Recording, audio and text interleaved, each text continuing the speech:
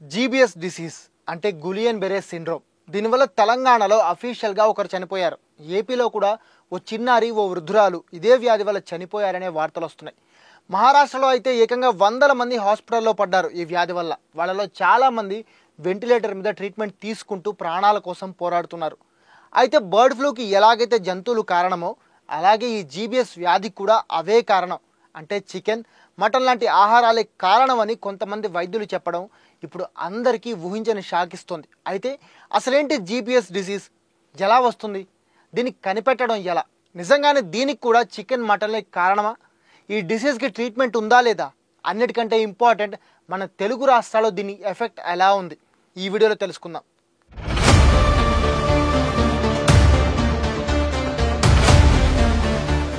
మొన్నటి వరకు కరోనా, నిన్నటి వరకు మంకీ పాక్స్, ఇప్పుడు జీబీఎస్ డిసీజ్, అదే గులియన్ బెరే సిండ్రోమ్. ఇవన్నీ చూస్తుంటే అసలు మనల్ని ప్రశాంతంగా బతకనివ్వాలని ఆ దేవుడికి ఏమాత్రం ఇంటెన్షన్ లేనట్టుంది. ఎప్పుడు ఏదో ఒక వైరస్, బ్యాక్టీరియాల వల్ల విచిత్రమైన రోగాలు రావడం, మనుషులు చావడం. రీసెంట్ ఇయర్స్లో ఇదే కంటిన్యూ అవుతోంది. కరోనా పోయిందిలేని ఊపిరి పీల్చుకునే లోపే మంకీ పాక్స్ భయపెట్టింది. ఇక ఇప్పుడు ఏకంగా అసలు ఎందుకు వస్తుందో, ఎలా వస్తుందో కూడా అర్థం కాకుండా చంపుకెళ్తోంది జీబీఎస్ డిసీజ్. దీన్నే ఆటో ఇమ్యూన్ డిసీజ్ అని కూడా అంటున్నారు. అయితే నిజానికి ఈ జీబీఎస్ వ్యాధి కొత్తగా వచ్చిందేమీ కాదు, ఎప్పటి నుంచో ఉంది. కానీ అప్పట్లో ఇది ఏ లక్షల్లో ఒకరికో ఇద్దరికో వచ్చేది. కానీ ఇప్పుడు ఉన్నట్లుండి ఇది చాలా వేగంగా స్ప్రెడ్ అవుతోంది. ఈ డిసీజ్ రావడానికి డాక్టర్లు కొన్ని కారణాలు చెబుతున్నారు.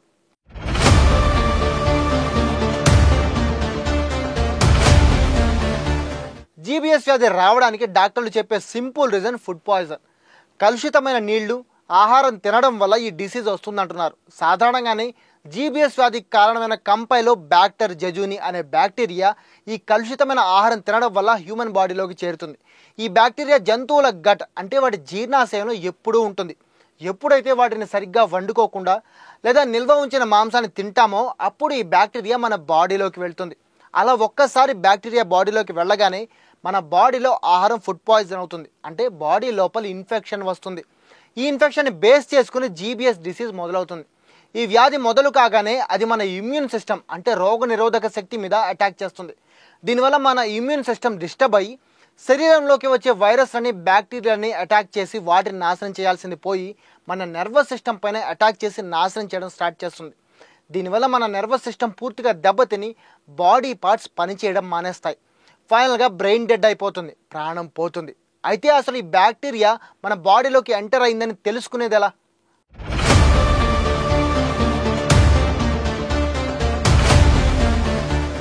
మన బాడీలోకి జీబీఎస్ వ్యాధికి కారణమైన కంపైలో బ్యాక్టర్ జెజూని బ్యాక్టీరియా ఎంటర్ అయిందా లేదా అనేది మన బాడీలో వచ్చే చేంజెస్ని బట్టి తెలుసుకోవచ్చు.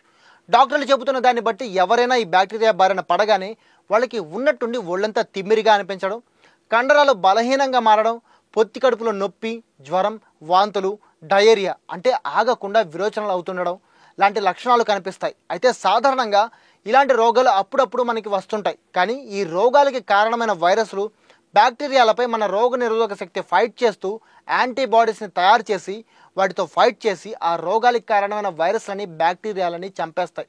కానీ ఈ జీబీఎస్ వ్యాధిలో అలా జరగదు. మన ఇమ్యూన్ సిస్టమ్, మన నర్వస్ సిస్టమ్ సెల్స్ని వైరస్లు, బ్యాక్టీరియాలుగా ఫీల్ అయ్యి వాటిని చంపడానికి యాంటీబాడీస్ని తయారు చేస్తుంది. దీంతో ఆ యాంటీబాడీస్ మన సెల్స్నే చంపడం, నర్వస్ సిస్టంపై అటాక్ చేయడం మొదలు పెడతాయి. దానివల్ల రోగాలు తగ్గకపోగా నర్వస్ సిస్టమ్ దెబ్బతిని బాడీ పార్ట్స్ పనిచేయడం మానేస్తాయి.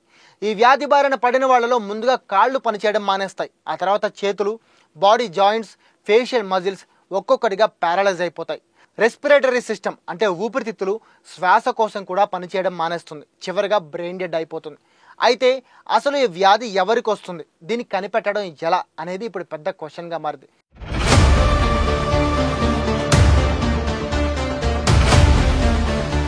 జీబీఎస్ వ్యాధి అనేది కొన్నిసార్లు సర్జరీస్, వ్యాక్సినేషన్, గాయాల వల్ల కూడా రావచ్చు. అయితే ఇది చాలా రేర్ అంటున్నారు డాక్టర్లు. ఎక్కువగా కలుషితమైన నీళ్లు, కలుషితమైన ఆహారం తినడం వల్ల ఈ వ్యాధికి కారణమైన బ్యాక్టీరియా మన బాడీలోకి ఎంటర్ అయ్యే ఛాన్సెస్ ఉన్నాయంటున్నారు.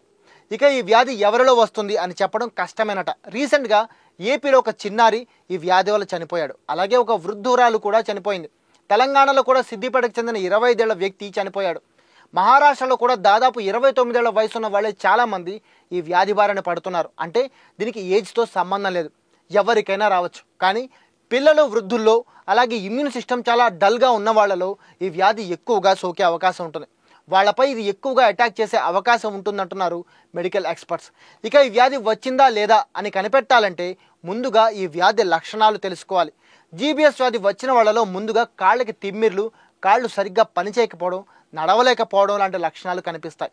ఇది వ్యాధికి ప్రైమరీ స్టేజ్ అన్నమాట. ఇవి కనిపించగానే వెంటనే హాస్పిటల్కి వెళ్ళి ట్రీట్మెంట్ తీసుకోవాలి. అప్పుడు డాక్టర్లు కూడా దీనికి క్యూర్ చేయగలుగుతారు. అలా కాకుండా సొంత ట్రీట్మెంట్ తీసుకోవడం, మెడికల్ షాపులో టాబ్లెట్లు వేసుకుంటే ఈ రోగం తగ్గకపోగా ఇంకా పెరిగిపోయి ప్రాణాలైపోయే ఛాన్స్ ఉంటుంది. ఫర్ ఎగ్జాంపుల్, ఈ వ్యాధి సోకిన వాళ్ళకి డయేరియా వచ్చే ఛాన్స్ ఉంటుంది. డయేరియా వచ్చినప్పుడు హాస్పిటల్లో చూపించుకోకుండా మెడిసిన్ తీసుకుంటే అది వ్యాధి తీవ్రతని ఇంకా పెంచి సివియర్ కండిషన్స్ ఫేస్ చేయాల్సి వస్తుంది. ఇక్కడ ఇంకో ట్విస్ట్ ఏంటంటే అన్ని కేసుల్లో స్టార్టింగ్ స్టేజ్ కాళ్లతోనే మొదలు కాదు. కొన్ని కేసుల్లో కాళ్ళ దగ్గర మొదలై పైకి వెళ్తే ఇంకొన్ని కేసుల్లో ముఖం నుంచి మొదలవుతుంది. అంటే ముందు ఫేస్ ఎఫెక్ట్ అవుతుంది, ఇంకొన్నింటిలో గొంతు దగ్గర స్టార్ట్ అవుతుంది. వీటి సివియారిటీని బట్టి ఈ డిసీజ్ని 3 వేరియంట్స్లో డివైడ్ చేశారు. క్లాసికల్ జీబీఎస్, ఇది కాళ్ళ దగ్గర నుంచి మొదలై కొన్ని రోజుల్లో పైకి వెళ్తుంది. రెండోది ఎక్యూటివ్ జీబీఎస్, ఇందులో ముఖం నుంచి లేదా గొంతు నుంచి వ్యాధి తీవ్రత మొదలవుతుంది. మూడోది హైపర్ ఎక్యూటివ్ జీబీఎస్, ఇందులో గంటల్లోనే వ్యాధి శరీరం మొత్తం స్ప్రెడ్ అయ్యి పేషెంట్ సివియర్ కండిషన్స్లోకి వెళ్ళిపోతాడు. అలాగే క్లాసికల్ జీబీఎస్ డిసీజ్లో కళ్ళు మూతలు పడవు. అది సివియర్ జీబీఎస్ వేరియంట్స్లో కళ్ళు ఎటు పడితే అటు తిరుగుతుంటాయి. ఈ స్టేజ్లో ప్రాణాలు కాపాడడం పెద్ద ఛాలెంజే. ఇదే కాకుండా హార్ట్ రేట్, బీపీ ఇర్రెగ్యులర్ అయిపోయే పాన్ డిసాటోనోమియా వేరియంట్లో పేషెంట్ బతికే ఛాన్సే ఉండదంటున్నారు డాక్టర్లు. మరి దీనికి ట్రీట్మెంట్ లేదా? అసలు ఏం చేస్తే ఈ వ్యాధి నుంచి బయటపడచ్చు?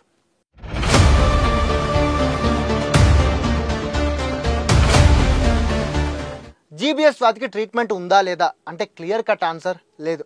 ఈ వ్యాధి వల్ల వచ్చే ఎక్స్టర్నల్ సిమ్టమ్స్కి ట్రీట్మెంట్ ఇవ్వడం తప్ప వేరే మార్గం లేదు. అయితే వ్యాధిని ముందుగా కనిపెడితే, అంటే ప్రైమరీ స్టేజ్లో కనిపెడితే వెంటనే వెంటిలేటర్పై ఉంచి ఇమ్యూనోగ్లోబిన్ ఇంజెక్షన్లు ఇవ్వడం ద్వారా కాపాడొచ్చని డాక్టర్లు చెబుతున్నారు. ఇక్కడ అందరికీ ఓ మంచి విషయం ఏంటంటే ఇది అంటువ్యాధి కాదట. అంటే ఒకరి నుంచి ఇంకొకరికి గాలి ద్వారా సోకదు, కానీ వాళ్ళు తాగిన నీళ్లు, తిన్న ఆహారం తింటే మాత్రం ఈ బ్యాక్టీరియా వాటి ద్వారా వేరే వాళ్ళ బాడీలోకి ఎంటర్ అయ్యే ఛాన్స్ ఉందట. ఈ వ్యాధి సోకిన వాళ్ళు కోలుకోవడానికి 85% కేసెస్లో 6 నెలల వరకు పడుతుంది. 10 to 15% కేసెస్లో వీక్నెస్ లైఫ్ లాంగ్ ఉండొచ్చు అంటున్నారు న్యూరలాజికల్ ఎక్స్పర్ట్స్. ఇక ఇప్పుడు తెలుగు రాష్ట్రాలతో పాటు ఈ కేసులు భారీగా ఉన్న మహారాష్ట్ర లాంటి చోట సిచ్యువేషన్ ఎలా ఉందనేది చూస్తే, ముందుగా మహారాష్ట్ర గురించి మాట్లాడుకుంటే దాదాపు 200 మందికి పైగా ఈ వ్యాధితో ట్రీట్మెంట్ తీసుకుంటున్నారు. అందులో 60 మంది వరకు సివియర్ స్టేజ్లో ఉన్నారు. వాళ్ళలో 20-30 మందికి వెంటిలేటర్పై ట్రీట్మెంట్ నడుస్తుంది.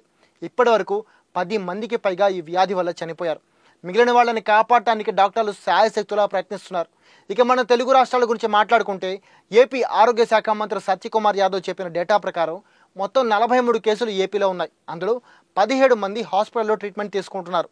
అయితే మంత్రి మాత్రం దీని గురించి ఎవరూ భయపడాల్సిన అవసరం లేదని, దీని ట్రీట్మెంట్కి కావాల్సిన ఇమ్యూనోగ్లోబిన్ ఇంజెక్షన్లు సరిపడా ఉన్నాయని, ఇంకా తెప్పిస్తున్నామని చెప్పారు. అలాగే దీనికి ఆరోగ్యశ్రీ కార్డు ద్వారా ట్రీట్మెంట్ ఇస్తున్నామని కూడా ఆయన అందరికీ భరోసా ఇచ్చారు. తెలంగాణలో కూడా ఈ వ్యాధి నెమ్మదిగా స్ప్రెడ్ అవుతోంది. ఇప్పటికే దీనివల్ల 2 చనిపోగా ఇంకో 4-5 హాస్పిటల్లో ట్రీట్మెంట్ తీసుకుంటున్నారట. అయితే అఫీషియల్ లెక్కలు మాత్రం ఇంకా బయటికి రాలేదు. ఇదంతా ఓ పక్క నుంచితే ఈ వ్యాధి బారిన పడకుండా ఉండాలంటే ఏం చేయాలి అని చాలామంది ఆలోచనలో పడ్డారు. దీనికి ఆన్సర్ చాలా సింపుల్. ముఖ్యంగా కలుషితమైన ఆహారం, నీళ్లు తాగకండి. సాధ్యమైతే బయట ఫుడ్ని అవాయిడ్ చేసి ఇంట్లో ఫుడ్ని మాత్రమే తినండి.